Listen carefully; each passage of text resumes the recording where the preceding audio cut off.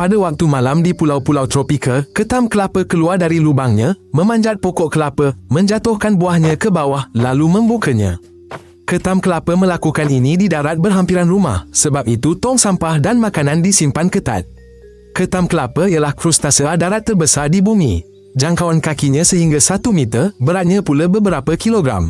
Sepitnya menghasilkan daya sehingga hampir 2 kilonewton. Ini seperti gigitan anjing besar. Ketam kelapa memecahkan kelapa, membuka selak mudah pada tong sampah dan mencuri barangan berkilat. Oleh itu, ia dipanggil pencuri. Ketam kelapa kelihatan seperti makhluk asing walaupun ia adalah jiran daratan kita di pantai. Dari dekat, ketam kelapa menggerunkan dengan saiz dan perisainya. Badannya tiada cengkerang tetapi diselaputi kitin tebal. Ia ada 4 pasang kaki kuat di sisi. Di hadapannya, ketam kelapa ada sepasang penyepit tak simetri. Satu besar untuk memecah, satu halus untuk mengepit. Matanya ditangkai bergerak sendiri-sendiri, memberi pandangan luas. Antenanya menangkap bau di udara. Jadi, ia dapat mencari bangkai dan buah dari jauh. Warna ketam kelapa boleh kelabu, kebiruan atau kemerahan. Semua sama kuat mencengkam ketika merayap di batu dan akar. Ciri utama ialah cengkaman kuatnya. Ketam kenari mula meleraikan gentian pada kulitnya.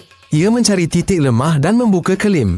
Kemudian ia menjatuhkan kelapa lalu memecahkannya di tanah. Sepit ketam kenari boleh memotong dahan tebal. Ia juga memecahkan cangkerang ketam lain. Ia juga mengatasi jaring dawai atau penutup jika ada pegangan. Ketam kenari bekerja perlahan dan berkaedah. Ia memegang buah dengan kaki, menggergaji dengan sepit dan melebarkan retakan. Sehingga perlindungan itu menyerah, barulah isi dalamnya menjadi mangsanya. Ketam kelapa hidup di pulau-pulau lautan Hindi dan Pasifik, iaitu di hutan pantai, belukar dan pinggir perkampungan. Siang hari, ketam kelapa duduk dalam lubang atau retakan menutup pintu masuk dengan daun. Pada waktu malam, ia mencari buah, bangkai, telur, anak burung dan haiwan kecil, malah tidak segan memakan sesamanya. Ketam kelapa tidak tahan air dan boleh lemas, jadi ia memilih untuk tinggal di daratan. Namun, ia suka pokok dan tapak sampah yang berbau makanan. Ia juga sering ditemui berhampiran manusia, contohnya di Pulau Christmas. Secara saintifik, ketam kelapa ialah saudara ketam petapa. Ketam kelapa dewasa tiada cengkerang. Perutnya diliputi perisai keras. Insangnya bertukar jadi paru-paru yang berfungsi di udara dan hampir tidak di air. Larva ketam kelapa membesar di laut. Yang muda bersembunyi dalam cengkerang seketika. Setelah dewasa, ia tinggalkan cengkerang itu. Ketam kelapa tumbuh perlahan. Ia hidup berdekat-dekat. Ini menjadikannya mudah ditangkap. Bagaimana anda akan lindungi halaman dan tong sampah dari ketam kelapa?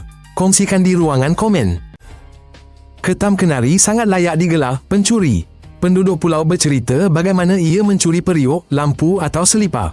Keesokan pagi, barang-barang itu ditemui di semak. Di Pulau Christmas, ketam kenari dihalau dari tong sampah. Ia membuka penutup dan mengeluarkan bungkusan. Ada juga pemerhatian yang suram. Ketam kenari cepat membersihkan bangkai haiwan di pantai. Kekuatannya cukup untuk mengatasi kulit liat dan tulang kecil. Saintis telah lama menguraikan ketam kelapa. Jantan biasanya lebih besar. Spesimen tua bersalin kulit di bawah tanah. Mereka kekal tanpa pertahanan berminggu-minggu. Betina ketam kelapa membawa puluhan ribu telur di bawah perut. Ia melepaskannya ke laut. Larva kemudian berenang ke darat. Mereka beralih perlahan ke kehidupan darat. Ketam kelapa matang bertahun-tahun lamanya. Di kawasan dilindungi, ia kekal hidup. Di mana ia dimakan, ia cepat lenyap. Ketam kelapa kelihatan seperti makhluk asing. Namun ia adalah jiran yang memecah masuk pertahanan rumah.